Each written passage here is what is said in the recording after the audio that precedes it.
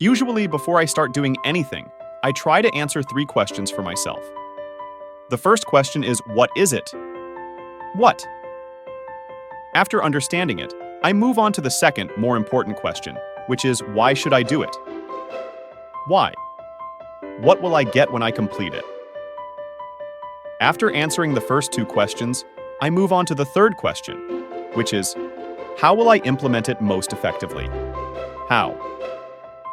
Typically, the how part is a long journey that requires a lot of my effort. That's why I value the first 2 questions, what and why. Because otherwise I would waste my time and effort. In the case of financial freedom, these 2 questions are even more important because it is a long journey. It does not last only 1 or 2 days. Typically, this journey will take about 10 years, or even longer. Throughout that process, we need to continuously strive and put in a lot of effort. Therefore, we need to understand why we start this journey and prepare mentally to face what lies ahead. What will we get when we achieve our goal? Only when we have answers to these questions will we have enough motivation to complete the journey without giving up halfway. This is also why I recorded this episode 3 times before I was satisfied. Because I am very passionate about this topic and really want to inspire people, so they have enough motivation to start their own journey to financial freedom. When I started, no one shared these things with me. I had to find out everything by myself. I hope that through this sharing of mine, it will help people save time and avoid the mistakes I made. For me, after this series, as long as I can inspire one person, then for me, this series has been successful. Now, let's delve into the main topic, starting with the question, what is financial freedom? Before we begin, I want to clarify that today's topic is about finance, specifically about money. However, in life, there are many things more important than money. Today's topic only revolves around financial issues, so I will only discuss this topic. I say this so that you don't think that we only know about money and are ignorant of other things. I started my journey to financial freedom over 10 years ago. The first time I understood these concepts, it was like a jolt waking me up. Before that, I had gone through phases where my income equaled my expenses. There were times when I earned quite a lot of money, but because I didn't know how to manage it, I didn't accumulate anything afterwards. When I learned about this field, I found that abroad, some young people had embarked on this journey very early. Some started when they were just 19, 20 years old, right when they first stepped into life. I am truly envious of these young people because they were lucky to find it very early. In my case, although not as early as these young people, I also think that I am lucky because I found it not too late. To make it easier to visualize, there's a saying that goes, spend a few years of your life doing what few people are willing to do, so that you can spend the rest of your life living in a way that few people can. This means that we will spend about 10 years of our lives living differently from our peers. Specifically, how it differs, I will explain in more detail later. I use the term 10 years because it's easy to say, but in reality, this time is not fixed and depends on each person's financial situation. This does not mean that if we do exactly that for 10 years, we will achieve financial freedom. However, rest assured that during those 10 years, we will still live a quality life, not just 10 years of hardship. Many people think that to accomplish this journey, we should not spend anything at all, but that is not true. Personally, I have been on this journey for quite a long time, and my spending activities are still quite normal. I just spend more scientifically. That is, we will live 10 years unlike those around us. After those 10 years, we will reach a threshold where we can say, "Fuck you" to money. This is a very popular phrase in the financial freedom community. It implies that from now on, we no longer have to depend on money. Money ties us to many things, a significant part of which makes our lives become constrained. From now on, we have enough money to be able to say "fuck you" to all the things that do not create value for our lives. the things that reduce the quality of our lives. With all those things, from now on, we will have an additional choice to let go lightly. Here's a small piece of advice for young people. There are many cases where, after finishing your studies and starting to work, you gradually realize that you don't actually like the job you're doing. In such cases, we often hear advice like, be brave enough to quit the jobs you don't like and go work according to your passion. Doing what you love means you'll never have to work another day. However, in reality, things are not that simple. If you quit your job, where will you get the money to live? Not to mention, when you drop everything to start learning a new field from scratch, where will you get the money to study during that time? Moreover, when you finish studying and start looking for a job, the initial jobs usually have very low income. It takes quite a long time for the income level to return to what it was. Therefore, quitting everything to switch to a new field is a difficult and time-consuming task. And precisely because it's hard, in many cases, you accept to continue doing the job you don't like. All these dilemmas revolve around one issue, which is the obstacle of money. If we now remove the variable of money, I am sure that your decision to let go will be much easier. This is an example of the value of achieving financial freedom. Financial freedom also gives us many other freedoms. We can freely live anywhere we want. Some of you have confided in me that, if given the choice, they would move to live in Dalat or move back to their hometown. But because of work, they are forced to stay in Saigon or other big cities. This is also another example of how money limits our choices. When we achieve financial freedom, we will have more choices. Understanding financial freedom is very important. I often repeat the two words, freedom, because in reality, freedom is the core of the goal we are aiming for. It is the answer to the question, why should we spend a lot of time and effort to carry out these journeys? Many people do not understand and misunderstand that financial freedom is wealth, that you have to have a lot of money to be financially free. But in fact, it's not like that. The deep nature of financial freedom is freedom itself.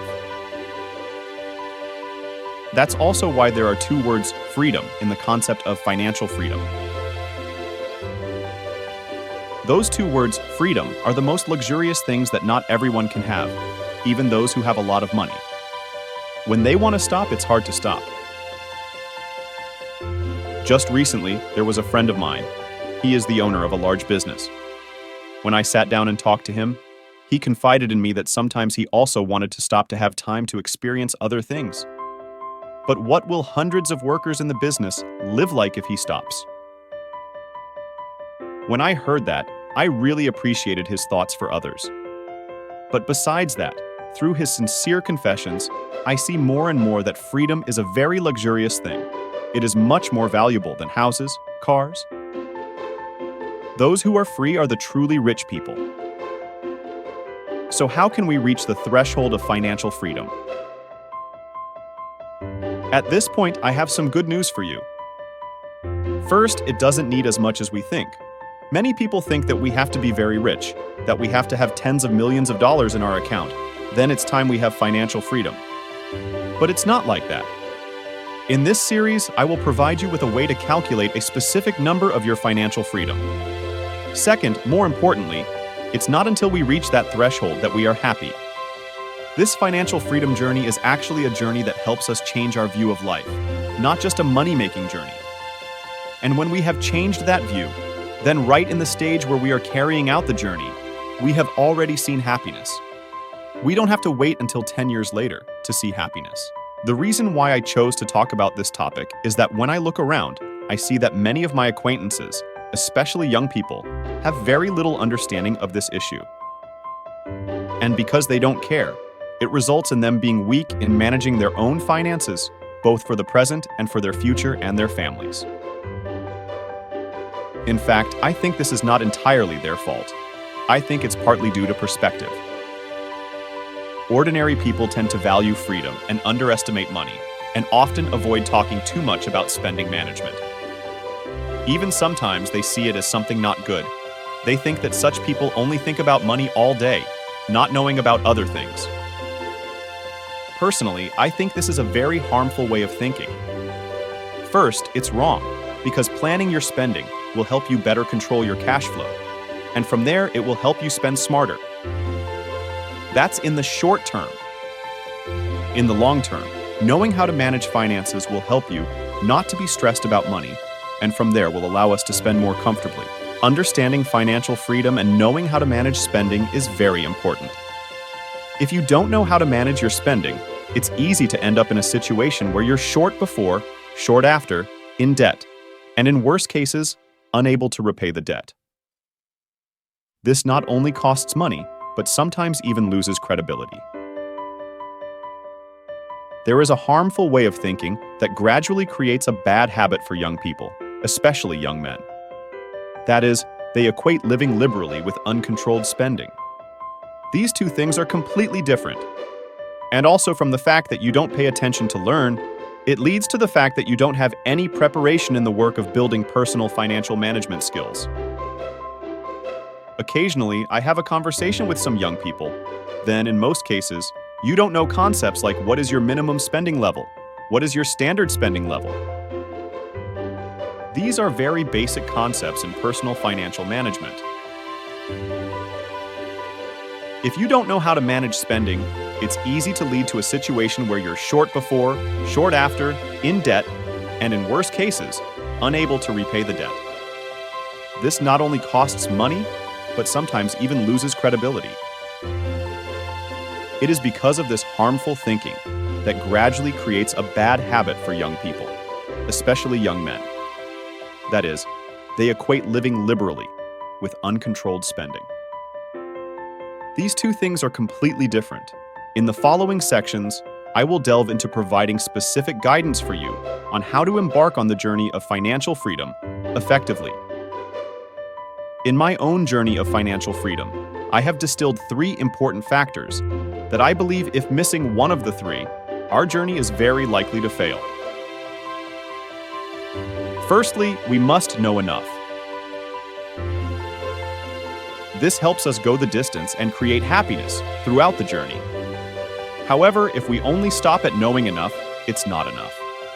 If we only know enough and stop there, it's very easy to lead to the situation where we will be stuck in place. We will settle for a basic life. This is not necessarily bad, but will hide many risks, making our lives lose financial security and thereby affecting the quality of life. Secondly, I borrow the concept of escape velocity from the field of space science. In space science, escape velocity is the speed we need to overcome the gravity of the Earth. Similarly, in the financial aspect, it is a specific number for us to overcome the influence of money, so we can live life without worrying about it. Knowing this number is very important because it helps us determine a specific goal for our journey. Finally, if we already have a goal but do not have specific milestones, that goal is very likely to become a dream. That means we only think about it, but never really start implementing. To turn that goal into reality. To turn any goal into reality, we must break it down into smaller milestones. These milestones will help us see the goal more clearly and create motivation for us to start the journey. This section is quite long already. I hope that I have been able to inspire you a bit about these areas. And through that, I hope that I have helped you realize the importance of managing your personal financial activities. Just by changing the perspective on money management, we can bring a lot of value to our lives. I would like to end here and look forward to seeing you in the next section, where I will start delving into analyzing each step in this fascinating journey. If you find these shares useful, please share them with your friends. Thank you for listening.